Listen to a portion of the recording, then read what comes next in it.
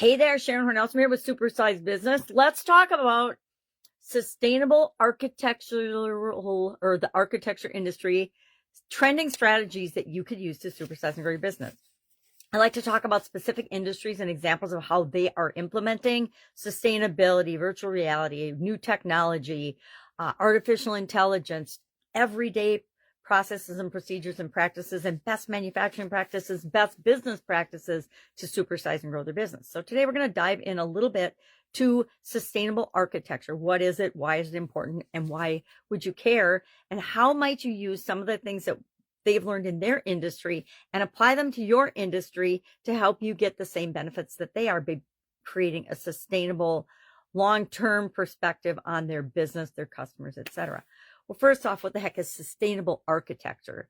It's a holistic design approach that includes 4 factors: environmental impact of the project, building materials, construction practices, and energy consumption. Those are the 4 main categories when it comes to looking at sustainability in the architectural industry. Well, there's other things I found really interesting as I've been learning more about sustainability in a specific industry. They have their own terminology and ways of looking at things. And some of the things I found really interesting were upcycled materials. The materials are a big part of sustainability, choosing the right materials for all of these factors: environmental impact, energy consumption, fitness for use, etc., long-term viability. And one of the things that they consider is using recycled, meaning taking materials that have been used before and recycling them and repurposing them in the construction project. And another one is called upcycling. And this was one I guess I've seen, but I haven't really paid much attention to on a conscious level. And that's when you take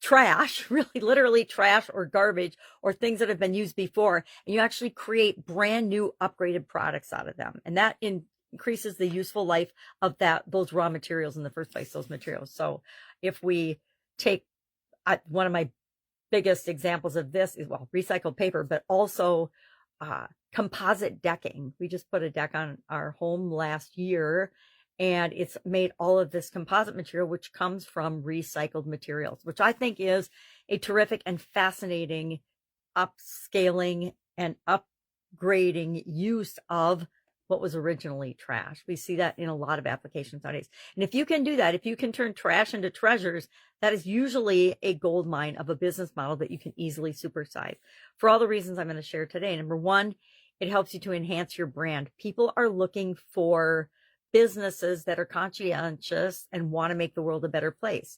The rise of green buildings is another trend that's happening in the architectural industry and designing to improve indoor air quality, to reduce energy consumption and be more energy efficient, to actually conserve water and find ways of capturing water. We talked, I don't know if it was a week ago, about some buildings around the country and around the world that are already starting to do this. They've got plants on the surface of the building. They've got green roofs. They've got different ways to make the world a better place and save the planet as part of the projects and the facilities or the projects that they're building. They find ways and they get cost-saving benefits by finding ways to enhance the brand strategy by finding ways to build green into their facilities, into the buildings. Smart building systems are becoming more and more popular as technology advances. Buildings can actually run themselves. They will balance energy consumption. They'll save energy, store it in batteries and renewable type collection systems so that they can use it at peak times to conserve energy and to kind of exponentially smoothing, I call it, to flatten out the line in terms of what is required from outside sources of energy. They use things as simple and easy as automatic lighting. God, they had that back when I was still in corporate America. You'd walk in the room and the light would come on. And then you walk out, and after a certain number of seconds, the lights would go out because there was no movement in that room, which is really interesting. I had my desk in the wrong place once in an office, and I'd be sitting there, and if I sat too still, the lights would go out. So I'd have to wave my arms to get the light back on in my office, which was fine when I was by myself, but it was a little embarrassing if I was having a meeting and we were all sitting too still. Another thing I thought was interesting, and there's a name for it that I didn't know there was a name for, biophilic design. And that is the design philosophy that human beings need to interact with nature. So let's build nature into our projects, into our architecture, and into our environments. I understand this for apartment living and living situations, but I also think it can be very valuable for our businesses to incorporate some of these things.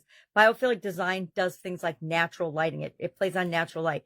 It brings plants indoors and has indoor plants. It has natural materials and uses materials that we find in nature for decorating and designing facilities that are more human nature interactive.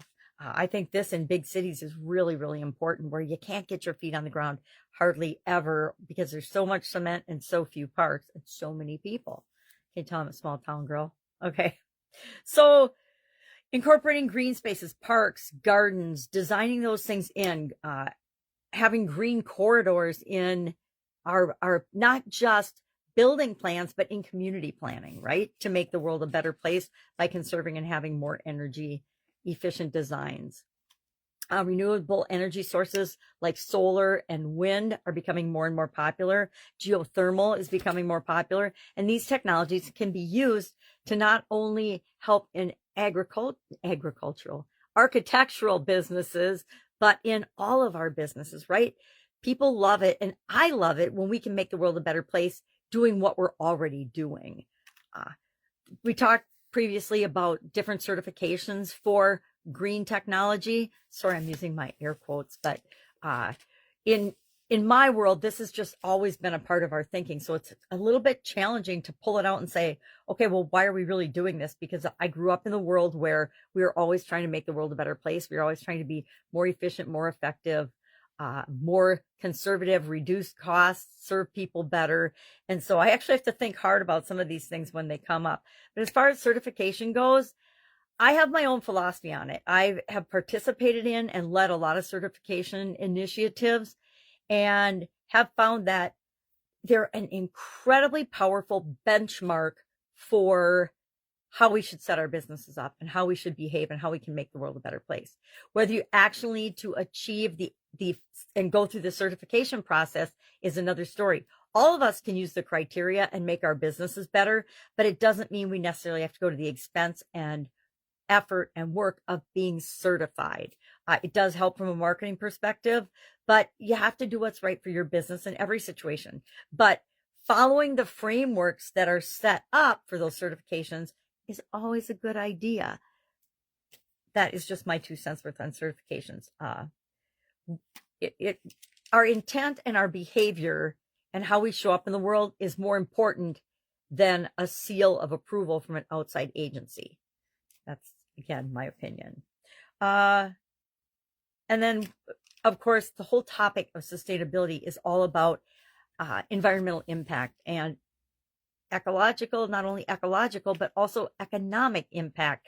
Are we doing things that are making the world a better place and not only helping humanity, but allowing us to be profitable and sustainable for the long term? Those are questions that we all need to ask ourselves pretty much every day.